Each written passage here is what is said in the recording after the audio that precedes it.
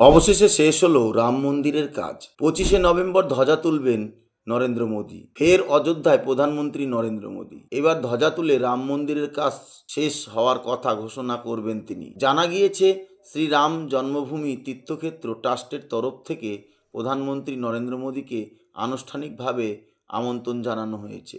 আগামী 25শে নভেম্বর অযোধ্যার মূল মন্দিরের উপরে ধ্বজা উড়াবেন তিনি। এই অনুষ্ঠানটির মাধ্যমে রাম মন্দির নির্মাণের সমাপ্তি ঘোষণা হবে। মন্দির নির্মাণ কমিটির চেয়ারম্যান নৃপেন্দ্র মিশ্র জানিয়েছেন, প্রধানমন্ত্রী এই তারিখের বিষয়ে সম্মতি দিয়েছেন। নির্মাণ কাজের সমাপ্তি অনুষ্ঠানে মোদির অংশগ্রহণের প্রস্তুতি শুরু হয়েছে। নৃপেন্দ্র মিশ্র আরও বলেন, প্রধানমন্ত্রীর ধ্বজা উত্তোলনের মাধ্যমে বোঝা যাবে মন্দির এবং এর পাশাপাশি অন্যান্য কাঠামোর নির্মাণ কাজ সম্পূর্ণ হয়েছে এবং ভক্তরা এখানে আসতে পারবেন।